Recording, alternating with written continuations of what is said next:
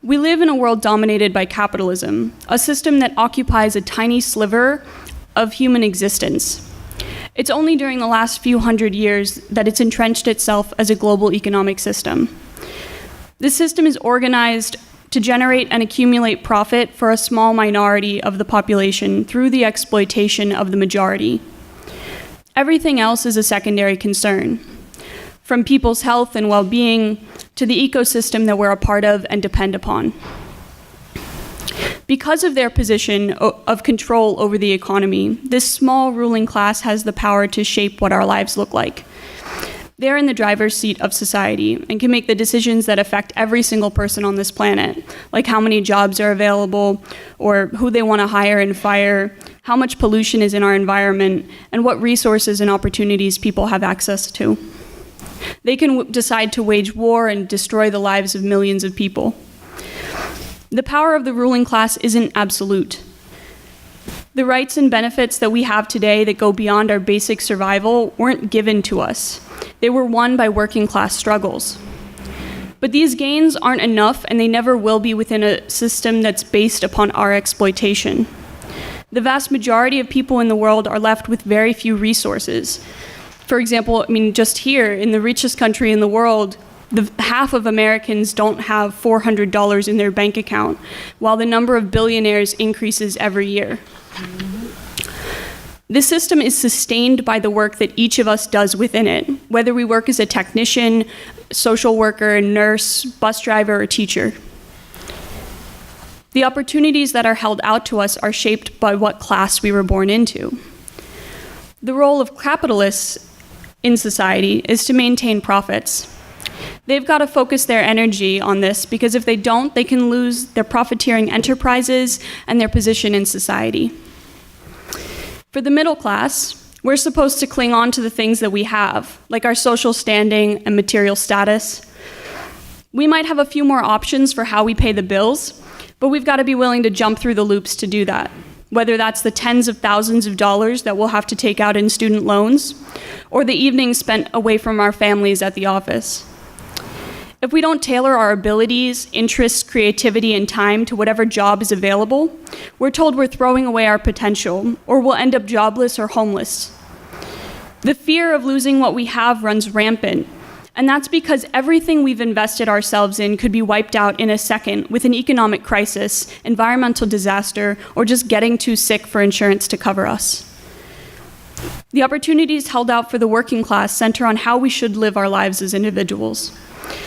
Some of us search for ways to get ahead by working our way up the ladder, getting a second job, or taking night classes. And even if we don't get to enjoy the benefits of these efforts, we hope that our kids will. Other people refuse to play the game of moving up in the world. We resist the pressures put on us, and we do what we can as individuals to carve out a space where we can feel some control over our lives. In the end, the options that we have are limited to the different ways that we can serve this system. And I see this in my own life and the choices that I've had to make. I grew up assuming that I'd go to college for whatever interested me. Because I wanted to try to change things in the world, I figured I should study global politics, human rights, environmental issues, or healthcare. Anything that would help me to understand the problems in the world and their solutions. After that, I'd just find a job and try to make those changes. The only question was what issue I should focus my work and energy on to have the biggest impact. Most options for the work that I wanted to do meant getting a job at a nonprofit organization. But the work is insanely inefficient, and whatever projects I'd end up working on would barely begin to touch the surface of the problem. For instance, I could spend my whole life working with refugees, but by the end of it, I would have helped a tiny fraction of the millions upon millions of people who are forced out of their homes every year. Even just addressing the current number of refugees isn't enough, because the systemic crises that force people from their countries are going to continue. In recent years, we've seen how quickly the environmental disasters can ramp up, and the continuous wars that exist today could explode into larger conflicts at any moment. All the options given to me to create change meant that I'd have to accept the basic values and way that the society works and integrate my goals into it, rather than work to create the real changes that humanity needs. Essentially, I could choose to be an aspirin for a bursting appendix, and I would spend my whole life trying to dull the pain in society, only to be left with the same deadly causes. That's because none of the options offered to us by society give us any real control over our lives. It's like we're supposed to choose a seat on a bus. If we're lucky, we can sit in a comfortable seat, which is definitely better than getting pushed to stand at the back of the bus, but we still don't have any power over what direction we're going. But with the climate heating up, the wars and pending economic crises, it's clear that right now we're being driven off the edge of a cliff, and none of us will have a seat unless we all quickly change directions. The system we live in is based on a fraction of 1% of the world's population deciding the major questions that impact us all. The goals of this society are opposed to our needs, and it's in the majority's interest to see our common struggle against the insanity the ruling class imposes on us. If we had a say, we'd organize our work, neighborhoods, and schools in a way that could best serve us.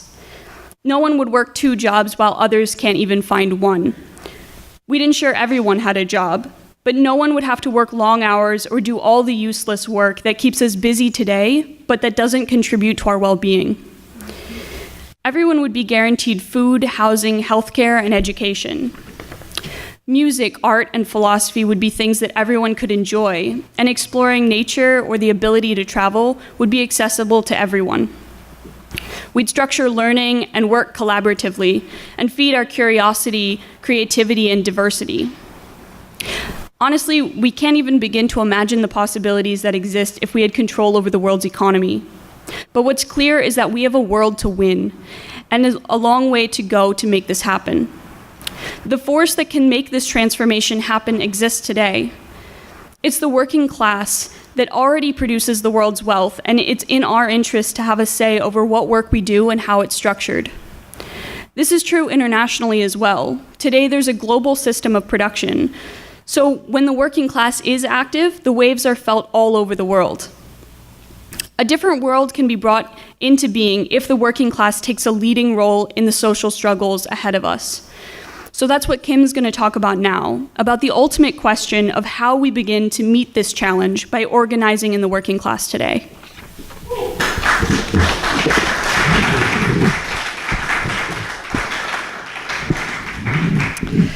So, when we look at the working class in this country today, it can be difficult to imagine that we have the ability to lead the fight to transform this society. It seems like students and young unemployed are much more ready to fight, and that's true. They might be more ready to respond, but as we know, their position in this society does not allow them to move beyond resistance and disruption. The working class, on the other hand, is a powerful lever, a powerful social lever, due to the role it plays in capitalism. The working class is like a sleeping giant that capitalism fears will one day wake up. This is why it has been under attack since it came into being.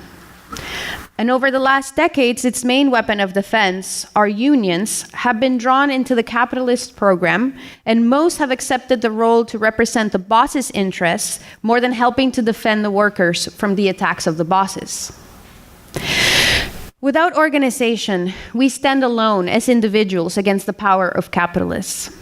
But organizing may not seem possible, or certainly not a priority, when we have to worry about whether or not we will make rent each month, when we are sick and we might not have access to healthcare, or when we have to have 2 jobs just to make ends meet or to put our kids through school. When we attempt to organize at work, we confront the many divisions that are set in place and maintained by this society, such as race, gender, sexual orientation, religion, and more. On a daily basis, we confront the most divisive of obstacles, which is the way that the work is structured. Management has a very stupid way of organizing things, and that way puts a lot of stress on people and individuals, which ends up getting taken out on each other. We also have to confront the apathy of people at work. Most of us have heard, "I would love to do something, but I don't know what." Or, "I am the only one who cares." Or, "It's too difficult to get others involved." Or, "I'm just too tired and too busy." But now, before I make you all lose hope in the working class, which surprisingly is not the point of this talk, let me remind you that people have overcome far greater obstacles than the ones I've mentioned. Historically, we have seen people come together, overcoming divisions of race, language, gender, and much harder working conditions. The majority of the rights that today we take for granted, such as the 8-hour workday, were fought and won under very difficult circumstances. So losing hope is not an option. But what can we do to organize today where we are at? How can we today start to build the networks that can play a role when a movement arises? How can we build the confidence in our own strength, step by step, to take an active role in changing society? The answer depends on the situation we find ourselves in and what people are ready to do. But one of the first things we can do to overcome the divisions at the workplace is to develop the basic relationships that can build confidence in each other. Why would anybody listen to anything we propose? Why would anybody want to collaborate with us if we don't already have established some kind of relationship? If we want to be good organizers, we have to be good listeners. We may think that we know what is the right thing to propose, but only by asking and listening can we figure out what the right policy may be. This way, not only are we going to build trust with people, but we are also going to be able to learn about their strengths, their skills, and how they feel about work and the general social and political situation that we find ourselves in. Also, when people are freed from the capitalist conditioning of taking orders and are given the opportunity of working together, people are more than capable of thinking way beyond what we might have imagined. I've been talking a lot about work, and even though work may seem to dominate our lives, it is not all that we are. We should also think about the people in the workplace beyond that realm. People have families, neighborhoods, communities, and many other interests beyond work. It is one thing to know how your coworkers feel about the troubles that are faced in the workplace and what they might be interested in doing about it, but there may be a whole other set of issues, social and political, that they may be interested in. We also need to help and think about how to broaden the perspectives of the people that we're working with. By discussing issues, by exposing them to things that they are unaware of through books, articles, videos, podcasts, going to plays, other events, I can go on and on. One such tool that I have used to talk to my coworkers is the Speak Out newsletter that you might have seen when you walked in the room. The Speak Out newsletter has a political editorial in the front and echoes about the workplace in the back. I have also made sure to invite my coworkers to the political events that Speak Out organizes or the demonstrations that we may be participating in. This is a very easy way to start conversations about political issues and find out more about what they are interested in. But now let me bring you back to the workplace specifically. When we start to organize around a particular issue, we should be prepared with ideas and information that may facilitate that process. For example, if we have a union, do we know the language in the contract that pertains to us? Do we know who to contact in the case we want to file a grievance? If we don't have a union, do we know how to file a complaint? Do we know what our rights are? And more importantly, do we know who else has experienced the same problem who may want to join us in our fight? Most important of all is how can we facilitate people's direct involvement in these activities instead of doing it for them? We want to be a resource for other people, but not a substitute to their self-activity. To give you a sense of what this may look like, let me share my experience organizing in my workplace.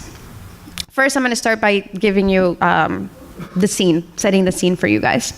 My workplace is not a very political one. We have a union that has close to no interest in activating the membership or engaging them in activity. This has led to a lot of apathy and pessimism about what is possible. Most people are not even aware of what the union activity is, to the point where most people don't even know when contract negotiations are happening, and this is a contract that affects about 60,000 people. My department, which happens to be very small, was plagued with many of the usual divisions that I mentioned earlier, to the extent that the two coworkers with whom I share an office did not even talk to each other. This might sound familiar to some people. But despite all of this, as soon as I started working there, I did my best to find out, first of all, about all of the issues that were affecting people, and by making simple suggestions for how we could respond to these attacks that we were facing from management. Some suggestions caught on, some didn't, but throughout several years, we tried many things with varying degrees of success. This was a very typical work environment, which found workers very conflicted when the Trump election came about. I work as an interpreter at a large hospital, and after Trump was elected, my coworkers were really worried about what would happen to the immigrant patient population that we serve. People were feeling pretty powerless against this new wave of attacks on the undocumented people that we knew. We were also concerned about the divisions that were already developing in the workplace when we heard about some people coming out as Trump supporters. The situation was tense, and I wanted to propose something that was accessible and also possible. I proposed to do a potluck at work. Something very simple that could bring people together from different departments and allow us to talk about what was going on in the country, but also at work. My coworkers really liked the idea, and we collectively decided to theme it as an international potluck, where people would bring different kinds of dishes from all over the world to show the diversity of the Bay Area as a response to some of the racist language that we were hearing sprout up at the time. During the potluck, we also handed out informational sheets about immigration rights to be shared with patients and other people in our community. It was a huge success. Later on, during the International Women's Day, which is a holiday an international holiday that celebrates women all around the world, which was originated in the socialist movement in the early 1900s, we organized another potluck themed after the Bread and Roses strike, which obviously was my suggestion, a strike of women textile workers in the early 1900s that none of my coworkers had heard about, but were really excited to learn about it. We decided to make red fabric roses to wear on our shirts for that day. And one of my coworkers, who takes a lot of pride on her crafty skills, decided that she was going to organize a craft party at her house, and everybody was going to come and make roses there. People came, people brought food, people brought their children. It was a great activity where people were able to talk about what was going on at work, about their experiences as women in the workplace, and I got to tell them a little bit about the Bread and Roses strike. I told them about the poem, which then became a song, and they loved it, and they decided that we should print it and have it available for people when they came to the potluck. The potluck itself was a success, and some people actually wore their roses on their shirt for several weeks after that. We also felt like we were taking a part in the broader mobilization that was taking place at the time around the country, with women demonstrating in the streets and also other people in their workplaces. Women were supposed to be wearing red that day, so we had our roses as well. It connected us to what was happening outside of work. And these types of potlucks continued for about 5 months straight, where people came together around food and conversation on other topics, including the environment, and also we got to discuss people's different cultural backgrounds. People from different departments were able to come together. People who would have never met each other outside of this were able to start building relationships with each other. This kind of social activity led us to have regular conversations about the conditions inside the workplace, but also about what was going on in the world around us. We started having meetings outside of work. We used these meetings outside of work to organize around issues of automation, wages, cutting of hours, and other attacks on our working conditions. We decided to also contact people in other hospitals who were facing similar conditions. We created an informational newsletter that could communicate what was happening in the different facilities. We decided to also become more involved in union activity, and one of our coworkers became a steward in the union. We were able to win small victories, which also strengthened our confidence. And more importantly, we learned to work together, overcoming differences. Those people who didn't used to talk to each other, guess what? Now talk to each other quite a bit. We learned about each other's strengths, and we also learned to divide the work as much as possible so as many people could participate. So this kind of activity that I've talked about has been very focused on what was going on at work. But we should also think about what else is going on in the world around us. Are there demonstrations or marches happening that could be of interest to our coworkers that we could attend as a group? In order to do so, it is important to know in advance what people's interests are.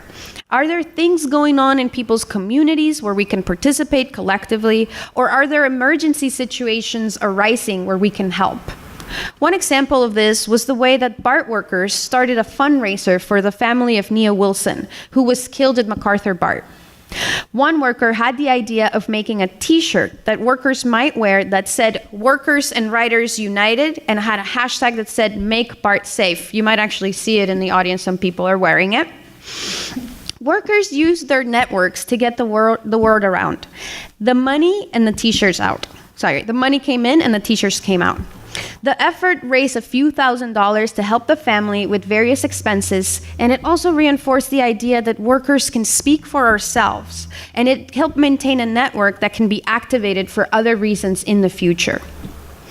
So all of these ideas may sound very basic, and they are, but in reality, we cannot overlook the basic steps. We have to start where people are at, and that often means taking the slow steps of building our confidence in ourselves with one small victory at a time. We may find ourselves engaged in a day-to-day union-type activity, but we cannot limit ourselves to a perspective of just resisting the attacks of this system. We need to think beyond the options handed to us by the system and think about our potential to build a new society. This is the role that small revolutionary organizations can play in unleashing the huge potential of the working class. Eden will now talk to us about what that revolutionary organization looks like and what role it can play.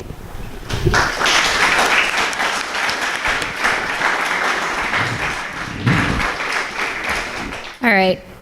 So if changing society was as simple as recognizing what our problems are and deciding that we need to do something about them, we wouldn't be in this situation. What we do need to do is have a clear analysis of what's causing our problems, a vision and path to a different society. A society that's collaborative and collective, based on need instead of profit, run by and for the majority, not the 1%. We need an organization that can lead the struggle for such a change. And there aren't organizations able to do this today. When most people want to get involved in politics or are interested in changing the world, the options this society presents are insufficient to make meaningful change. Electoral politics have shown over and over again that regardless of what the politicians say once in office, they can't provide real solutions to the problems we've heard about this weekend. And since the problems we face today are caused by capitalism, nonprofit or social service type work is often like playing a whack-a-mole game. As we try to deal with one problem, a bunch of others pop up. Faced with the enormity of the situation, most people give up. But we don't have to give up. Systemic change is possible, but in order to make that a real option for people, we need organizations that provide a different analysis, different goals, and a different path. We need to build an international revolutionary organization. As Jolene said, each of us has to face the reality of what this system is and make a choice about what to do. Each of us in this room has the ability to organize the struggles that lie ahead. Many of us have already seen movements develop rapidly and spread. Most recently, we can look to the teacher strikes. In February 22nd of this year, going over the heads of their unions and in opposition to the state government, West Virginian teachers began a strike that spread to other public schools. Around 20,000 public school workers shut down schools from all 55 districts in the state. The West Virginia struggle ignited a strike wave that spread to teachers in Kentucky, Oklahoma, Colorado, and Arizona. Teachers and other school workers in states that were paid some of the lowest wages and had the least benefits stood up for the first time to demand better pay, benefits, and most of all, better teaching environments and resources for their students. This year, we also saw how quickly the protest wave started by students from Parkland in response to a brutal mass shooting spread across the country. And if we really think about it, it wasn't that long ago that the Arab Spring of 2011 inspired people all over the world. What started as one street vendor, Mohammed Bouazizi, who repeatedly ran into police harassment and out of desperation lit himself on fire in Tunisia, sparked a movement based on the simmering anger throughout the Middle East. Much of North Africa and the Middle East experienced waves of revolts. Autocratic regimes were challenged and in some cases were overthrown, and across the world movements were sparked. At the same time, in the US, an occupation of the state capitol in Wisconsin would become the preview of the Occupy movement. Facing a proposed bill that would limit collective bargaining rights for public workers, the longest continuous occupation of a major government building in the United States took form, and people's consciousness shifted rapidly. To the people in these movements, the connection between what they were doing in Wisconsin and Egypt made sense and was clearly demonstrated by an Egyptian protester who held up a sign in Tahrir Square, the center of their protest, and the poster said, "Egypt supports Wisconsin workers, one world, one pain." And Egyptians even ordered pizzas to be delivered to the occupiers in Wisconsin. Movements like this open up massive potential. Instead of viewing our lives as being separate from each other, in our schools, our workplaces, our cities, or even our own countries, movements demonstrate that we don't need to be so isolated, that we have power in our numbers. But our power really rests on our ability to most effectively bring about real change. There's a famous quote that says, "The workers have all the power. When they fold their arms, the whole world stops." The workers' movement has shown throughout history it has the potential not only to threaten the existing order, but to become a revolutionary force for systemic change. What happened after the Arab Spring clearly shows us this problem. Once the Egyptian people overthrew the dictatorial Mubarak regime, what was there to take its place? There was no revolutionary workers' organization able to provide political leadership. If there had been, it might have changed the course of history. While revolutionary organizations exist, at the moment they're small. And it's been many decades since we've seen any of them in a position to lead a struggle as crucial as the Arab Spring. What's needed is an organization rooted in the working class that's prepared and able to play a leading role in a revolutionary struggle. It needs to be composed of revolutionary activists with real links in the working class, who have led struggles and are able to take these struggles further. It should be a political guide that can teach workers about the history of the workers' movement and past revolutionary struggles. It has to be an organization that in the course of a struggle can present a clear path forward. Social movements create potential. They're openings for people to organize, mobilize, gain confidence in themselves. But we've seen throughout history they can be crushed or misled. They can be funneled into electoral campaigns or made to focus on narrow demands based on what's in a union contract. Without revolutionary organizations, social movements end up in dead ends. A revolutionary organization can harness the potential of our movements and guide them toward real systemic change. This is the kind of organization we need to build. There's no simple answer as to how to do this. It's a dynamic process.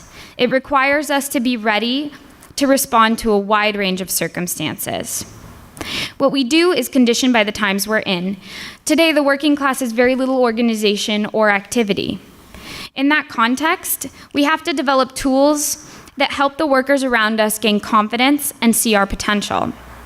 One such tool is our workplace newsletter that Kim talked about. Engagement with this newsletter takes different forms. Some people take them, read them and discuss them with their coworkers.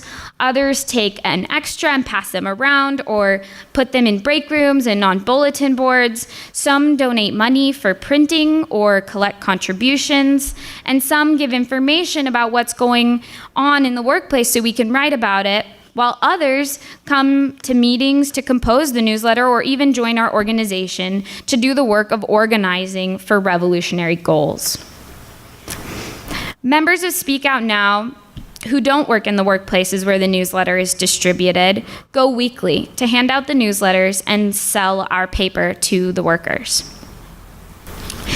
The newsletter helps create networks that can be the foundation of the kind of active political organizations that we need. The major focus we have is on the workplace, but there are many other things we do as well. We put on educational forums and conferences like this, Marxist classes and topical reading days and movie series. We organize larger parties and barbecues, which have childcare and are easier to bring working people to. We have pamphlets and articles at our literature table. All of this is to help educate and expose people to socialist ideas. And when we can, we participate in coalitions to organize demonstrations around issues like climate change and to oppose war and police brutality. When the opportunity arises, we participate in organizing in our neighborhoods and in our schools. Some of us played a major role in organizing a fight and large demonstration in San Francisco to protest the statewide budget cuts to education after the 2008 recession. Wherever we are, where people want to organize and fight, we stand with them. And our goal is to form a revolutionary working class organization that can intervene in politics on its own terms. We know that there will be uprisings and major fights in the future, and that we have the potential to topple the social order. But for these fights to have the best chance to succeed, we need an organization that can prepare us to develop that potential to its revolutionary conclusion. There are no shortcuts to building a revolutionary organization, and we have a lot of work ahead of us. But the potential to transform the world is immense, and each of us in this room has the potential to help do this work.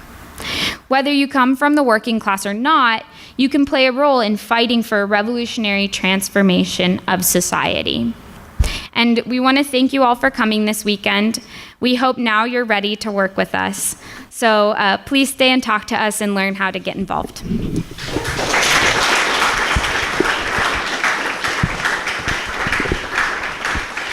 Okay, so thank you all for listening. We are now going to open it up for discussion. We would really like to encourage a conversation. We would want to hear impressions, ideas, and thoughts about how we can continue to organize where we are at. We will keep the collective conversation short because afterwards we are going to be doing a more social type of discussion in the other room where we have some refreshments waiting for us. So, but in the meantime, we want to do it all together so we can, and pizza, somebody just reminded me. But in the meantime, let's do this together as a group. So we'll just take a few hands at a time, 3 hands, and then we'll do the same as we've done the whole weekend, 3 minutes. And if you haven't spoken before, you will be given priority too. So, go ahead.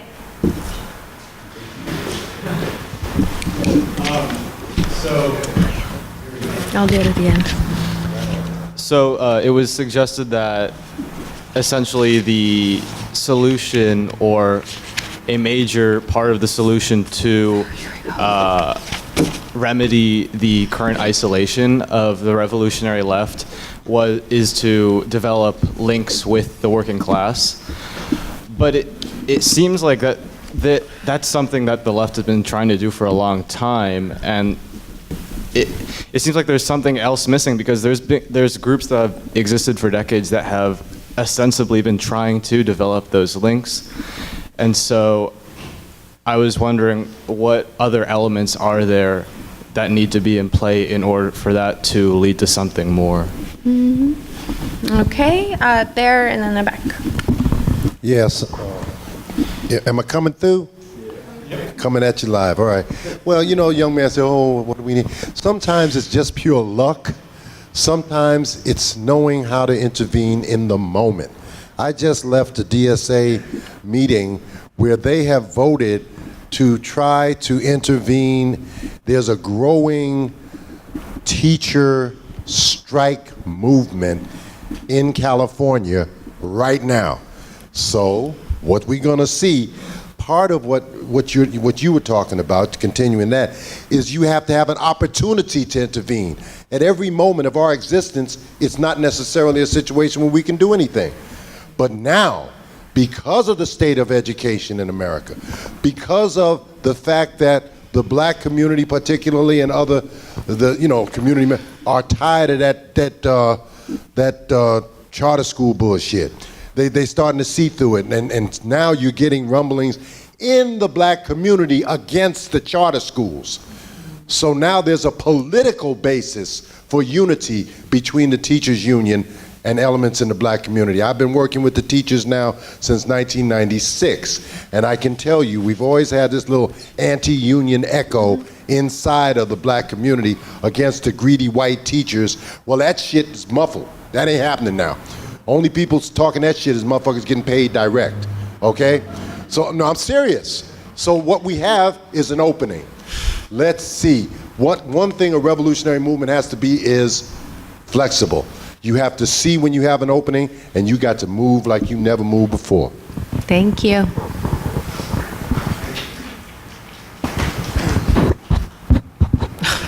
Just simple. I'm impressed by your experience in your workplace. And actually, congratulations to the other two members of the panel. It was very good. So it was impressive, what I heard. Do you have and I, can tell, notice your talents as an organizer and, revolutionary. Do you think I could be easier, or there is some effort to break into the immigrant community in other workplaces? One thing that is happening is, and I'm gonna end with this, I'm not gonna extend, that in the South, immigrants have been involved in joining unions, immigrants from Central America, etc. And, in the agriculture in California, obviously, they are an important element. Could you comment about that? Mm-hmm. Okay, so we have 3 questions. How are we going to split them up? I can talk about the immigrant ones. I just want to say one thing. All of our anything that we set up here wasn't because of us as individuals, but rather because of the political perspective that we've really discussed, read, experienced, debated. All of these things are because we've really taken the time to choose to work with an organization of people that have explored the long history of leftist organizations that have tried to make change. And obviously, yes, things have failed. That's why we're here. But I think that the points that we're saying about the collective self-activity of the working class, that a revolutionary organization isn't a supplement or a placement for doing things for your coworkers or for the people around us, but rather that it's a way that we can have a perspective that informs us of how do we broaden this struggle? How do we get people to see themselves as organizers, as capable of researching something on a contract, or capable of talking to their coworkers and talking to the people around us? This is every single decision that we can take either in our schools of, okay, how do How am I political on campus? Do I focus on campus? How do I go beyond that? Or whether it's in our workplaces of, okay, do I focus on my union, my own problems within my section or something? Then these choices are informed by a broader revolutionary perspective that says that we need to have a broad organization and self-activity by the working class. So I just want to make sure I understood your question about the immigration, like whether or not we should be, how do I think we can focus on the immigration question, in my opinion, or our opinion on how immigrants are becoming involved in unions? I didn't quite understand the question. What I meant is, certainly immigrants are a new element in the Okay. world, so these things. Got it. A lot of them are joining unions, Okay. particularly in the South. Got it. There, particular special efforts to outreach to immigrant workers that are kind of left behind. So I think that the way I would respond to that is that the reason why we focus on the immigrant question was what was coming up at the moment. That was the question that my coworkers were very concerned with, and that was something that was resonating with them. I can think of a multiplicity of groups that are under attack and under pressure that I would like everybody to be paying attention to, but that's not really the point of the activity that we took. The reason why we did it was, again, because during the Trump election, people were really affected by these new policies that were coming up. And with anything, any lesson I want to let people think about today is the idea that we have to think about we have to listen to what people are concerned about, and not so much what we think is right or what we think is the most important question that needs to be addressed. This was something that came naturally to them to respond to it, because of course we're surrounded by, undocumented patients who stopped showing up to their appointments because they were so afraid of the potential for deportation. So the intensity about responding to this was there, and it empowered people so much that we then immediately started talking about other issues. It wasn't just that it remained on that. Then people were like, oh yeah, what about if we go into war? What does it mean, the way that women are being treated and the rhetoric that Trump is using about women? That affects me. So it always starts with something and then it broadens, and that's the whole purpose of what we do. It's not just to talk about, have you looked at the problems with the immigrant rights? Sure, that's huge, but there's also, it all comes from this big problem of capitalism, and most people do not address that as the foremost important thing that we should be talking about. So one quick thing on that. I would just say, just to add to that, I think that it kind of goes along with something someone said earlier, there are a lot of opportunities. Someone said that, we don't have that many opportunities to involve ourselves in a struggle. It's sort of true, but also sort of not, because there also are a lot of these openings and moments where if there was an organized force that was really trying to intervene in them in a very strategic and in a way that would help link people and spread the movement, then we could see something happen. For instance, one of the people at Highland Hospital over here in Oakland, there was a sort of famous case of this woman who had been working and living in the United States for 20 years. And she had been a nurse at the hospital for a really long time, and she was getting deported. And it was a huge deal that a lot of people paid attention to. But we didn't really see an organized response of the workers. There were, people really felt for her and cared about her, but people didn't know what to do about it. But if we had seen a real fight made on the basis of fighting for her and addressing this was right around when, Trump was getting elected. And I think that could have, so I think there are lots of little opportunities like this that, because we don't have the kinds of organizations, and just to quickly respond to your thing, in all of the workplaces we're in around here, there aren't left voices in the workplace, in the majority of them, or if there are, they're very minimal. But the reality is you go into a workplace and it's essentially a political desert. There's nobody, if we ran into people handing these flyers out in front of the hospitals or the talking to workers in transit and other places, I would be really happy about that. But unfortunately, we don't. And I think that's really this missing ingredient of organizing right now. And again, the floor is open for people to respond to each other. It doesn't have to be a constant back and forth between us and you guys. So I see one there, one in the back, and then over here in the front. Thank you for the great talk. I have a few questions and very practical ones too. Like really, have you experienced something like that? We know, for instance, that there are a lot of fatal diseases, as our French comrade put it yesterday, within the working class, like racism, nationalism, sexism. Have you encountered these problems in your workplace, in your organization? And if you did, how were you able to overcome those? And if so, how? Another question would be, I was reading something, a struggle in the UK recently that was not focused on wage increases or something, but rather shortening the working day. You mentioned the 8-hour working day as something being fought upon, and it was a victory on the working classes side. Maybe we should put that kind of perspective back in the agenda. Like maybe we should struggle for a 6-hour, 4-hour working day, because we have a lot of machines and technology that could do the work for us right now. Thank you. So in the back, all the way, right there. I wanted to echo something that somebody said, but I think one thing to it's quite obvious, but to keep in perspective, is that, global capitalism will be taken down once, and it hasn't been taken down yet. So every single time you have a discussion about what needs to be done, until then, it will have, but everything we've done up until now has failed.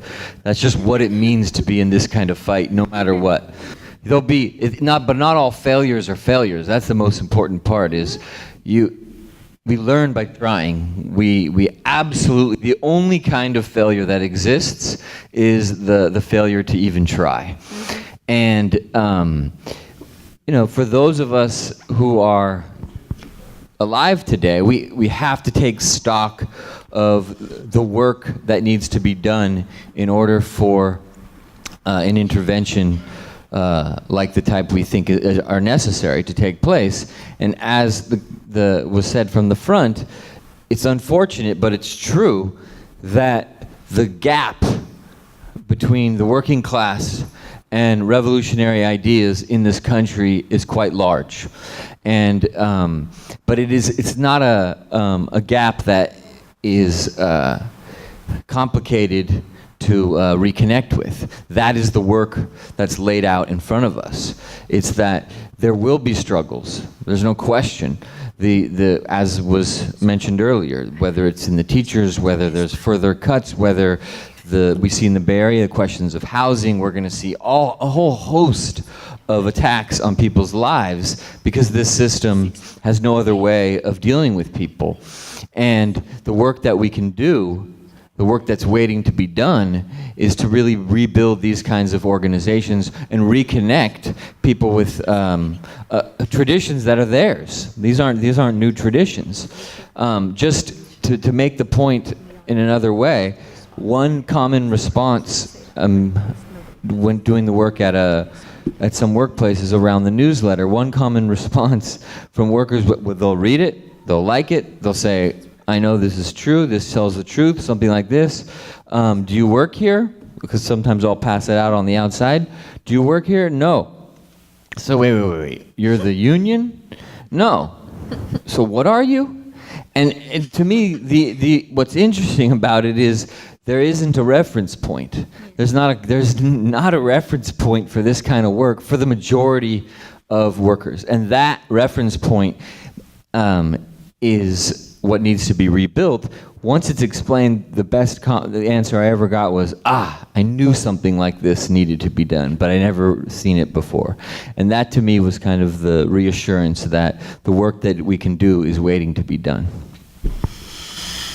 Okay, over here on the third. Yeah, he's coming with the mic. So for one, my name is Norma. Hi. The future is socialism? No, the future is, socialism is now. It's going on now, and it's aggressing wonderfully. So we don't have to think only as though we have failed. There has been tremendous success, and we support it, and we will help develop it around the world. Some of it here, somebody said, yeah, we have libraries, you know. Somebody reminded a relative of theirs that we have libraries, and that's part of the effort.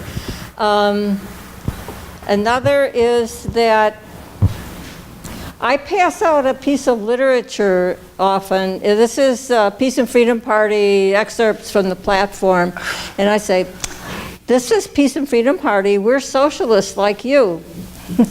And, you know, maybe at the BART station or someplace.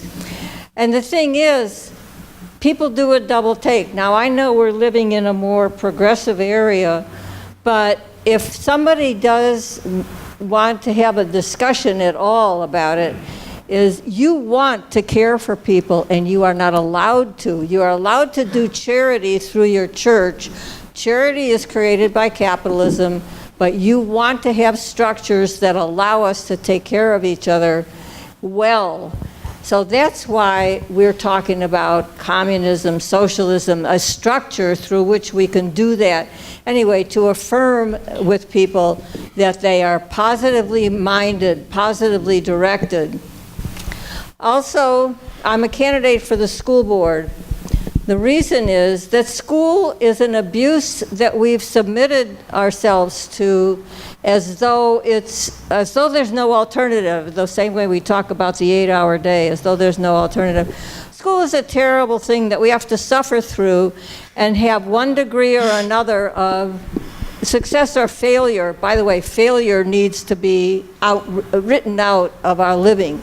We cannot fail people and still get along well, right? We cannot grade them and get along well. So, please wrap up if you can.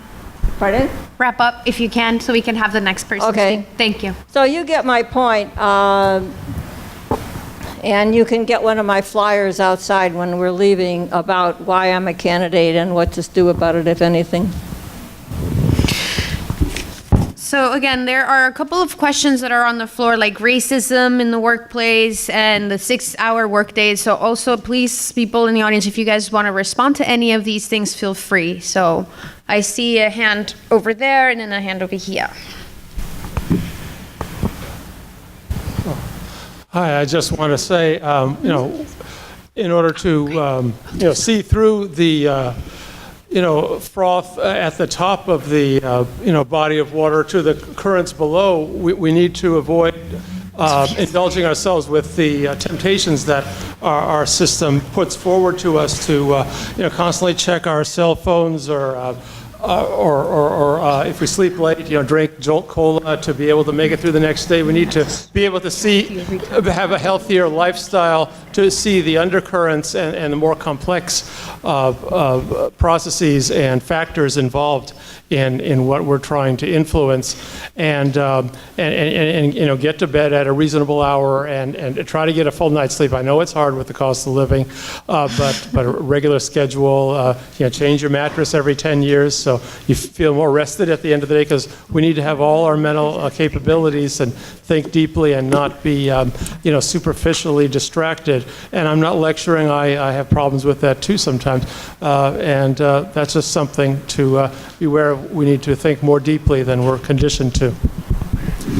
Thank you. Right in front, actually, right there.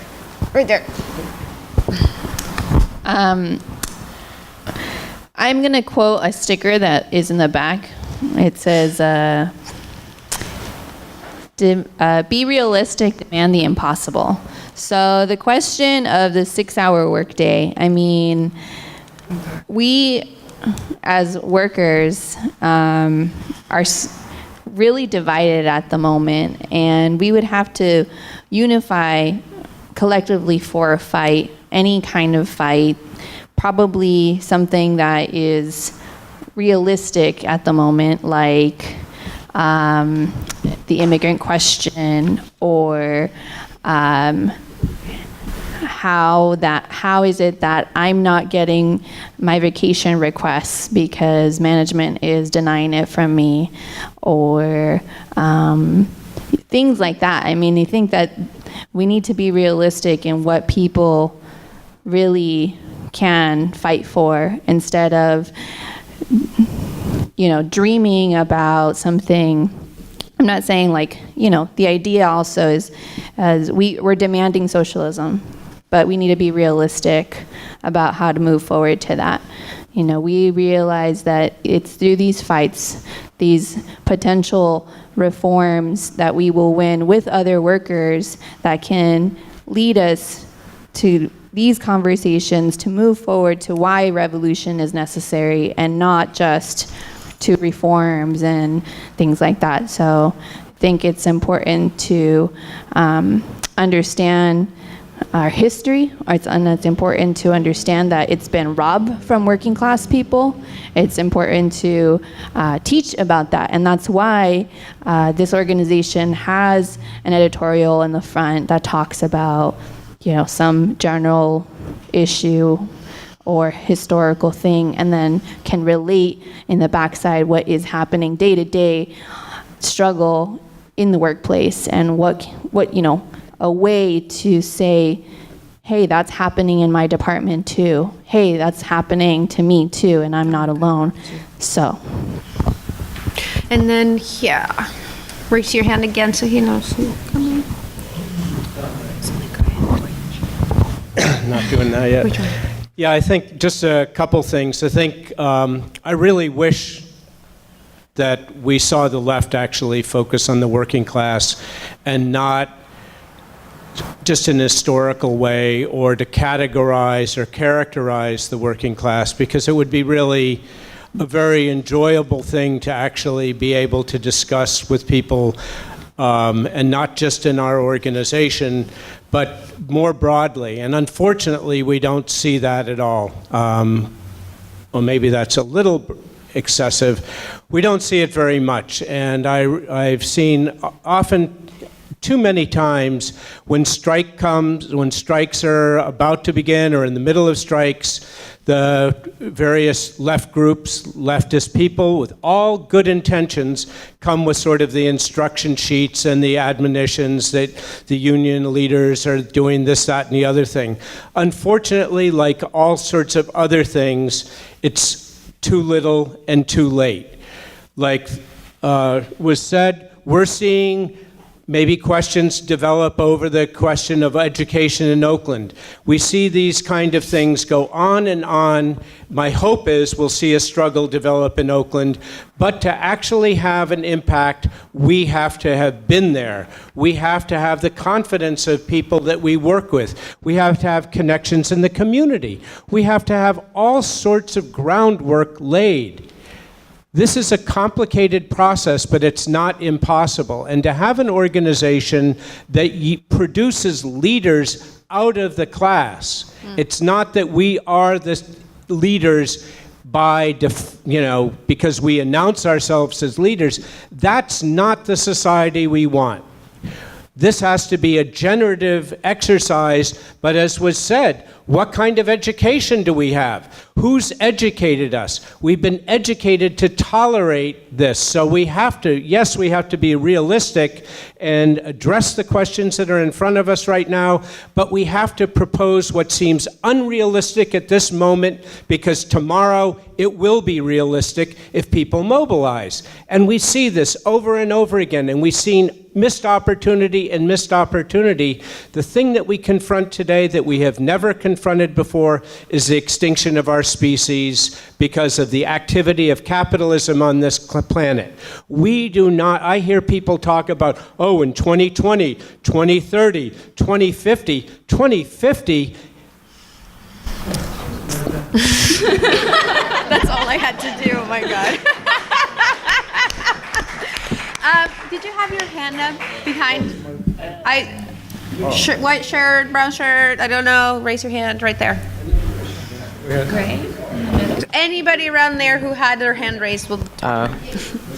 All right. So I just wanted to respond to the thing about like the work day and all that stuff, and how there's a lot of like rhetoric around workers and working and things like that. And I understand the argument is that like organizing around in the workplace and around the identity of the worker now is very like strategic because of like the sleeping giant, like how the working class makes everything happen. But like what are the consequences of organizing around the identity of the worker like after, like when we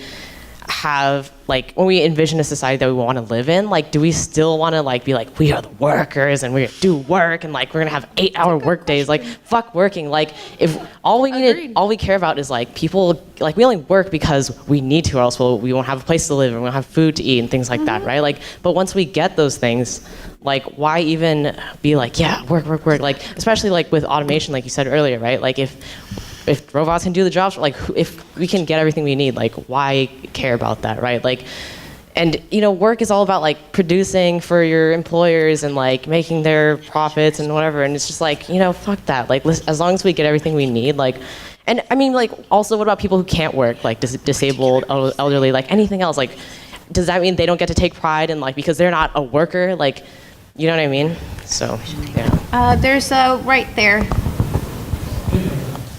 Oh yeah, I was gonna say. Just closer up to you. Oh, I never did it. I don't like talking this. You have to, otherwise we can't hear you. I was gonna say, speaking on immigration in the workplace and stuff, like when you passing out flyers or you talking to people constantly see you. They're gonna embrace you. So. Also, I wanted to talk about immigration and workplace, how it can affect everybody. When you talk about issues like that, people are gonna, like one issue. I was living on the White Way, and I was just minding my own business in my house. And Homeland Security came, and they was looking for, I guess, 2 people who were supposed to be, immigrants or whatever. So that situation, with the police and what's going on, that could have been fatal. So you could talk to that, how with your coworkers, you could talk to them about situations like that, how it affects everybody. Or if you have problems with your paper, if you became a citizen, you have problems with your paper. If they come and arrest you at the job, you could get fired. Or we had a situation where at my job, one of my coworkers, she was from El Salvador. So what had happened, she didn't pay no mind. She became a citizen, like I think 2008. She didn't pay no mind to her paper, so she left her paper somewhere. She lost it. So when she somehow when you go to DMV, you got to have the new ID or something like that. You got to have some kind of paperwork. So she didn't have her proper paperwork. So they came. They told her, "Hey, you can't work. We suspending your license until you get all your paperwork." And she went to the immigration office, and they said, "You get your paperwork in a year to 6 months." So, like issues like that, you can't be frustrated when you firing because it's no instant answer where people gonna be like, "Okay, well, let's have a social revolution right now." It's not gonna be like that. Right. So, the important thing is to build relationships.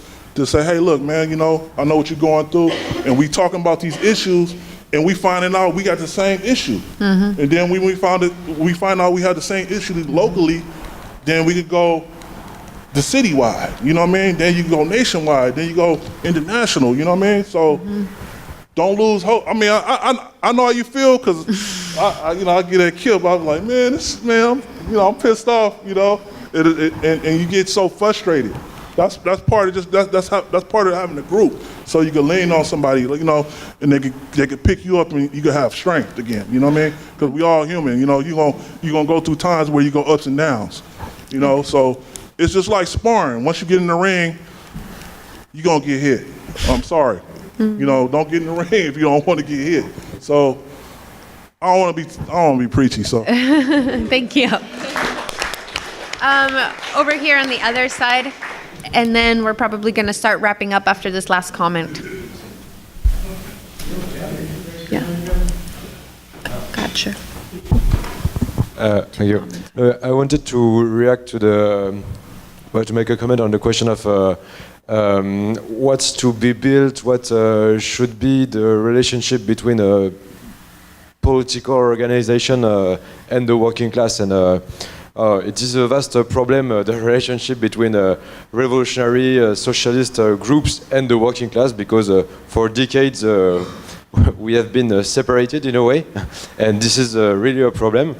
But still, there are some achievements of the revolutionary groups in the class struggle. If you look back to the 1930s in the US, for example, and I think that this is the best example.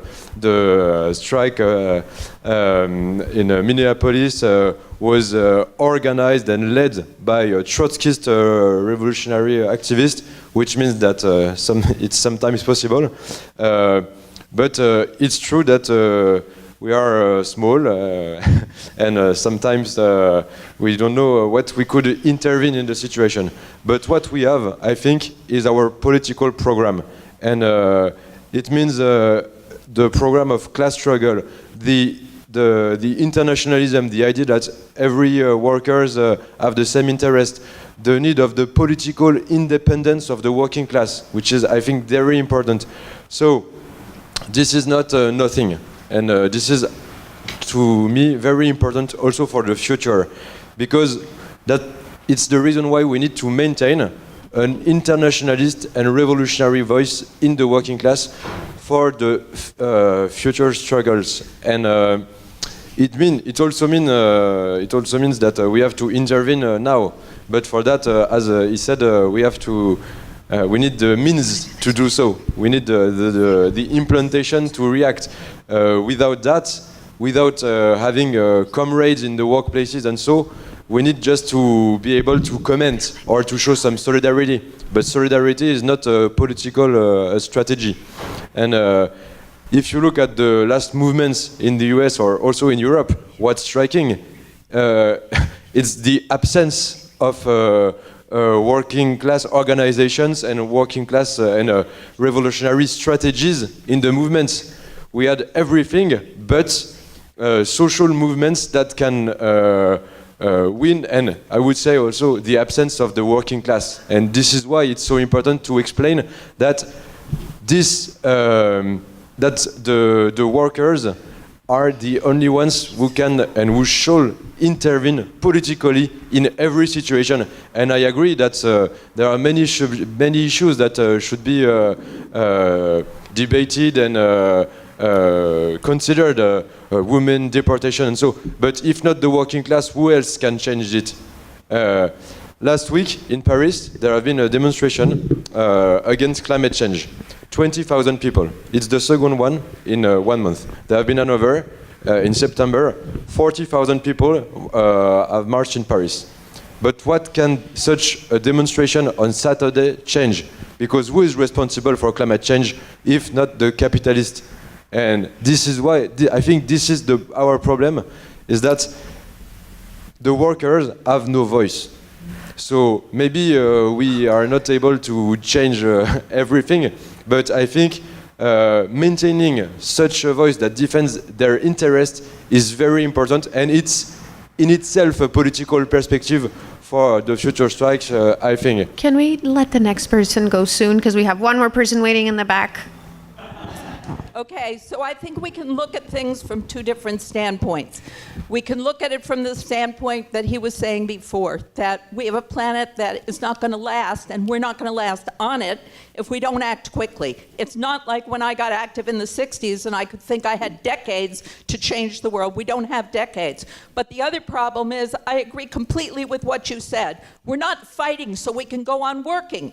We're fighting so we can have a life, which we don't have today. So we can all be artists, we can all be activists, we can all be athletes, we can all be philosophers, we can all travel, we can live collectively. Imagine what the world could be. Why the hell should we settle for the world the way it is now, with people who are homeless and dying in Yemen of famine? It's disgraceful. How can we face ourselves in the mirror in the morning if that's the kind of world we allow to exist?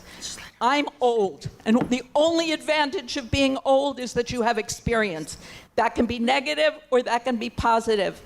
And the positive experience of my long life of activism is I've seen what people are able to do. I started in the civil rights movement in the 1960s, and I saw millions of people, ordinary people, do extraordinary things, change their consciousness completely in a matter of days. I saw an integrated movement that I participated in Baltimore with white people who had been racist and around the Klan, having a demonstration with black people from the neighborhood across town because they both had the same landlords, they both had police brutality, they both had rats and roaches in their homes. I was involved in organizing against the war in Vietnam. I helped put out a newspaper in Chicago that had a circulation of 10,000 in Vietnam that was put out by soldiers who'd experienced the horrors of war and felt ashamed and wanted to do something to stop that war. But what was missing in all of those struggles, and what was missing when he was talking before about the struggles of the 30s, and what's missing today is the perspective to put an end to the capitalist system so we can live our lives as human beings. The slogan that Sophia said before, be realistic, demand the impossible. Be realistic and demand the possible. Change the world.